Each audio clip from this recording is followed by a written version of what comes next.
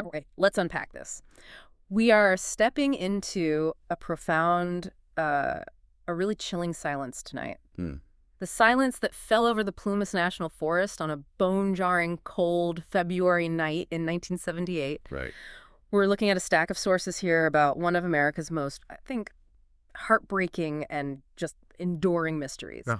the Yuba County Five. And our mission in this deep dive is it's pretty crucial. We have to go beyond just the basic true crime story. Right, beyond the headlines. Exactly. We need to synthesize the timeline, of course. But more than that, we have to grapple with the baffling forensic evidence. It's a contradiction. The contradictions are everything in this case. And, ultimately, we need to try and understand the psychological reality of that one choice they made. The choice. The choice to abandon a safe working car, their one piece of civilization out there, and just walk directly into a frozen wilderness. The core tension here, the thing that gets me, is just the absolute inexplicability of it. Hmm. This isn't a car crash in a blizzard. This is February 24th, 1978, a totally mundane Friday night out. And it turns into this vanishing act where the victims, it seems like they chose their own fate. They did. And the story, as an investigation, Yeah. it just stops. Yeah. It just vanishes into the snow, and all that's left are these questions about why. What was their motivation? And to get to that motivation, we have to start with the context, right? Before they were a mystery, they were just five guys. 5 friends, known affectionately in their community as the boys. And they were from Yuba City in Marysville, California. Right.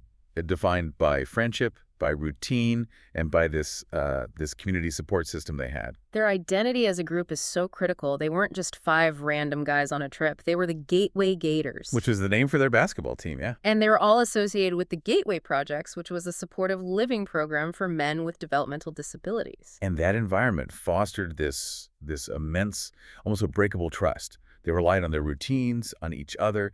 They were a unit. A unit that loved simple things. Bowling, basketball. And they depended on that daily rhythm. That affiliation is maybe the single most crucial piece of background here. How so? Because it means their decision-making process was probably rooted in collective action and trust, Not individual, self-sufficient survival instincts. Ah, okay. They were prepared for life in their community, but completely, utterly vulnerable in crisis that just shattered all their norms. That sets the stage perfectly. So we really do need to detail who these five friends were because their individual personalities, their specific vulnerabilities, they play into every single theory about what happened that night. Let's start with the one whose car became the center of the mystery, Ted Weir. He was 32. Okay. He's described as gentle, shy, worked as a janitor, lived with his mom, and he loved old cars, specifically his 1969 Mercury Montego. He cherished that car. He did. So the idea that Ted would just leave it unlocked, abandon it, especially knowing it wasn't wrecked or even out of gas, something overwhelming must have happened. Something monumental. Then you have Jack Madruga, 30 years old. Yeah, Madruga stands out. He was seen as the most independent of the group, held a job at a fruit packing plant. He was the sports guy, right? The organizer. Exactly, the athletic organizer. Yeah. He often initiated their little adventures, so he had a kind of leadership role. And his best friend was Bill Sterling, who was 29. Right. They worked together at the plant. Bill was the quiet, thoughtful one. He enjoyed drawing. Their bond was incredibly tight. So you can see how the group dynamic works. If one of them, especially Madruga, decided on something. The others were very likely to follow, especially Madruga and Sterling. That pair was solid. The youngest was Jack Hewitt, just 24. And his story just adds this terrifying layer of vulnerability. It really does. He had a more pronounced intellectual disability, and he also had epilepsy. He was sweet-natured and just completely trusting of the older guys. Yeah. For him to walk into freezing mountains, it just suggests absolute faith in his protectors, no matter what. And that brings us to the key figure. The person who complicates and, maybe, explains everything. Gary Mathias, 25. Gary's the outlier. In every sense. He was a military veteran, so you assume he has some capability, some training. Sure. But he also had a confirmed diagnosis of paranoid schizophrenia. He was supposed to be on daily medication. And he was fiercely protective of his friends. He was. So Yeah. you have this paradox. He was the most physically capable, but also critically the most vulnerable to a severe mental health crisis that could just override all logic. So that's our group, a tight-knit unit, each with their own strengths and, very specific vulnerabilities. So Friday, February 24th, 1978, they're just following their routine. a comfortable, established routine. The plan was simple. Drive about 50 miles north to Chico. To see a basketball game. UC Davis versus Chico State. They told their families, we'll be back by midnight. Everything was totally normal. And they did it. They executed the first part of the plan perfectly. Yep. They drove up, they saw the game. Our sources note UC Davis won for what it's worth, and they had a good night. And we have a last confirmed sighting of them, right? We do. Around 9:30 p.m. at the Bilo Market on Nord Avenue in Chico. This confirms everything was still fine at that point. And the sighting is so mundane, it's actually haunting. It is. The clerk remembered them.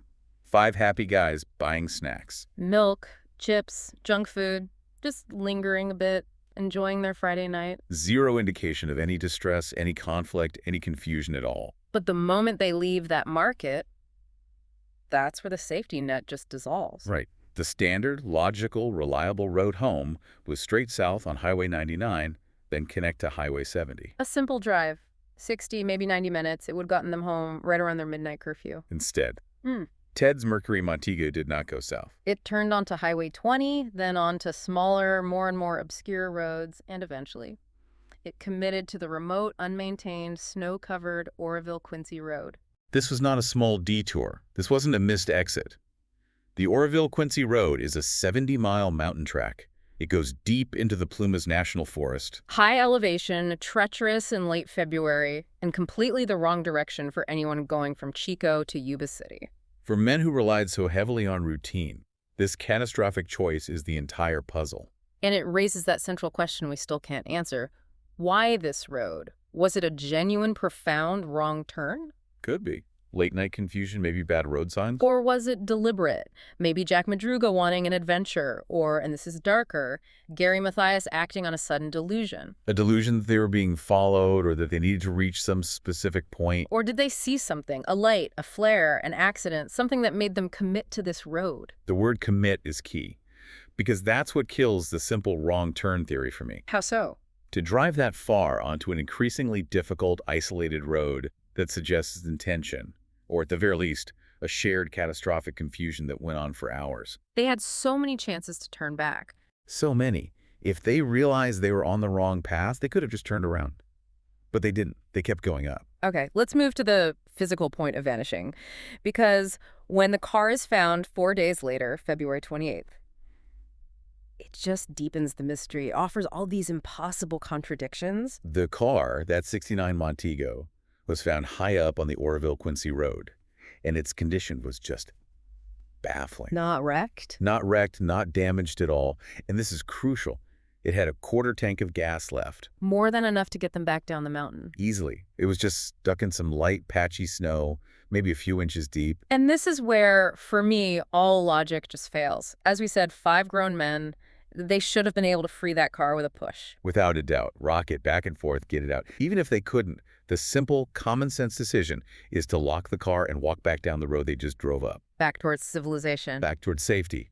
But the red flags for the investigators told a completely different story. The car was unlocked. Unlocked. One window, the passenger side, according to some reports, was rolled down. And the keys were missing. The keys were gone, which suggests either a deliberate choice to abandon the car or that someone else forced them out and took the keys. That detail about the keys, we need to stay on that for a second. If it was a paranoid episode, like with Gary, maybe he threw the keys away to make sure they couldn't be followed in the car. It's plausible. Or if it was foul play, an attacker takes the keys so the victims can't escape or follow him. But simple disorientation, that doesn't explain missing keys at all. Not really, no. And then you get to the really terrifying forensic evidence. The footprints. Okay. Investigators studied the tracks around the car. They saw a scuffle, which might indicate they tried to free the vehicle for a minute.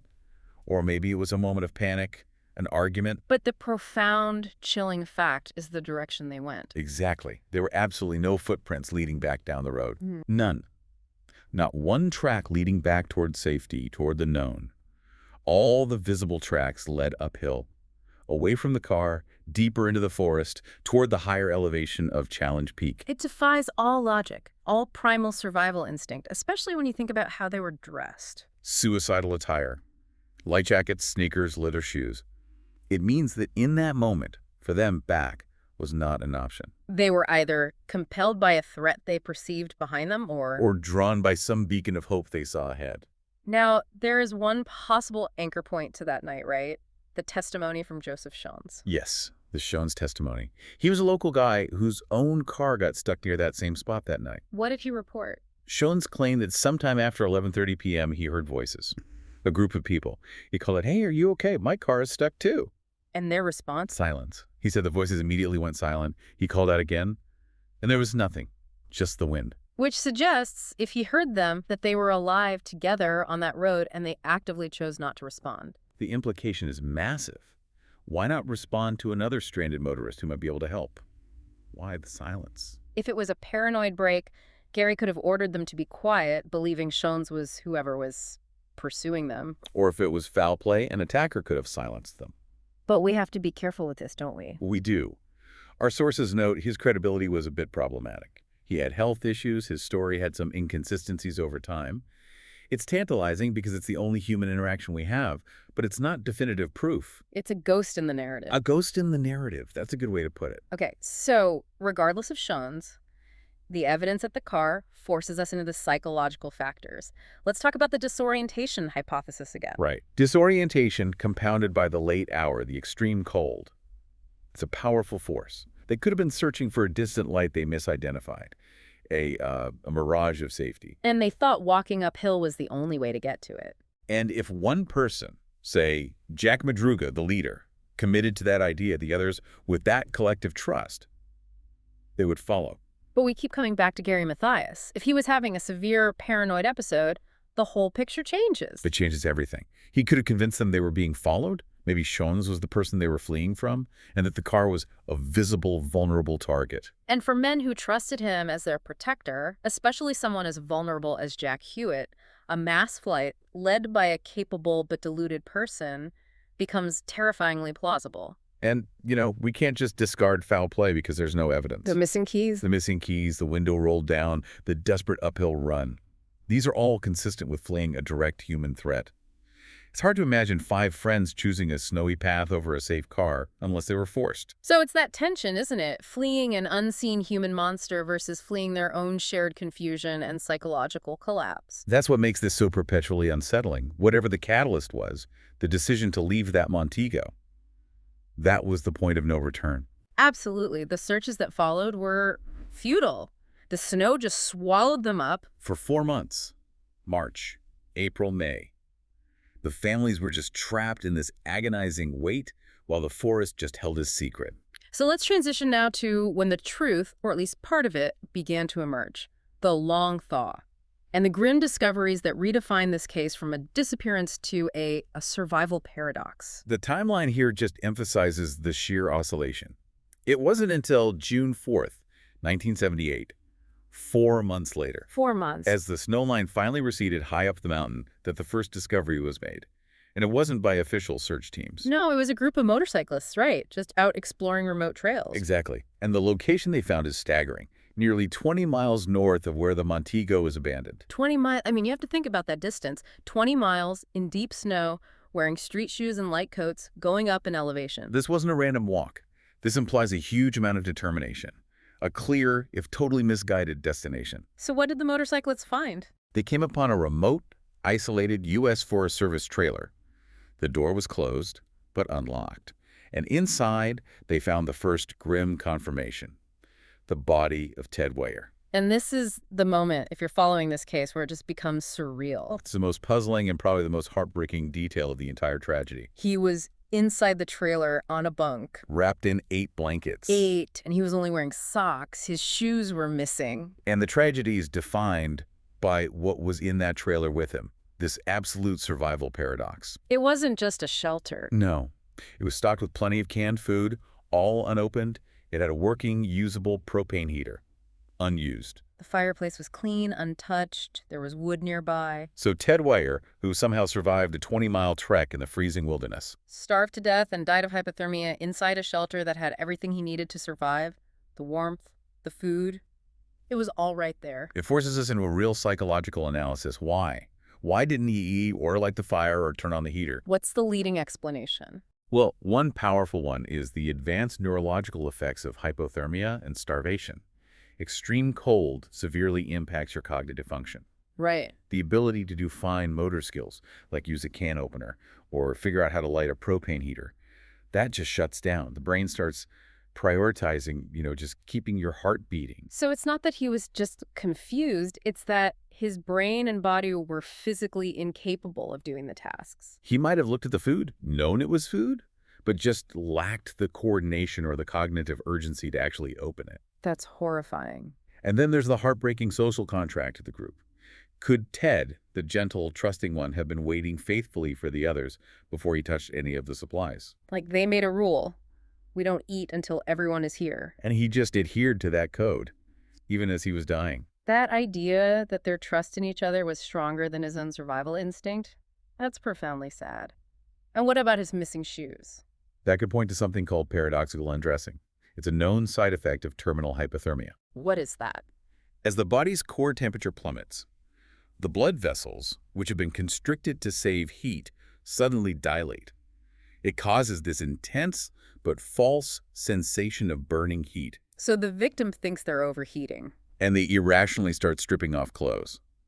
This could explain why he was wrapped in blankets, but his essential shoes were gone. He might have taken them off himself, or someone else took them. Or someone else took them. The day after Ted was found, the searchers start to unravel the rest of it. Yes. They found the remains of Jack Madruga and Bill Sterling along a logging road about half a mile from the trailer. So close. Devastatingly close. And later, Jack Hewitt's body was found in a nearby ravine. Cause of death for all three. Exposure. So this lets us build a partial story. The group stays together, they find the trailer, it becomes a base camp. Ted, maybe the weakest, is left inside to recover, wrapped in blankets. And then something happens. The others, Jack, Bill, and Gary, they leave the shelter. Maybe they were looking for more help. Maybe they thought the logging road would lead them out. Or maybe they also succumbed to the paradoxical effects of the cold near the trailer. But the story is still incomplete because of the big missing piece. Gary Mathias. 4 men found, 1 man lost forever. Gary was nowhere. His fate is the final, enduring mystery of this whole thing. And this brings us to the most volatile part of the story, the shoe swap hypothesis. Right. We know Ted's shoes were missing. And a pair of sneakers was found inside the trailer. Sneakers that didn't fit Ted, leading investigators to theorize they belonged to Gary. And the hypothesis is just heartbreaking.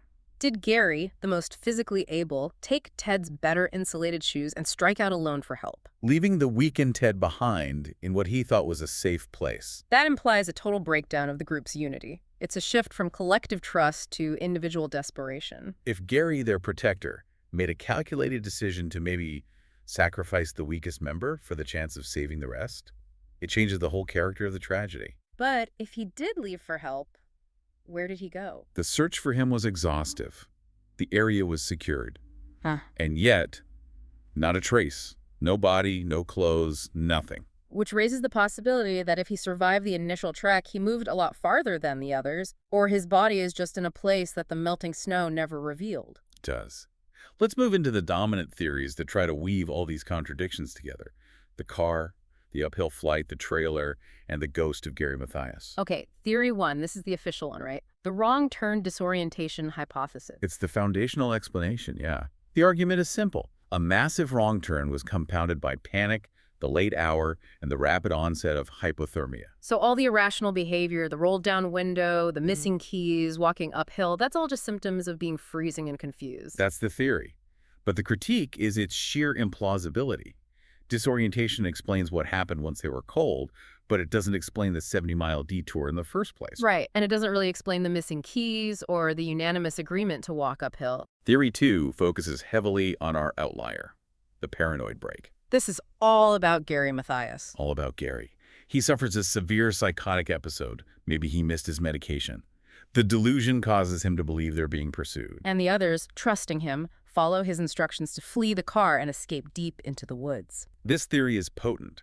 It accounts for the forced uphill direction.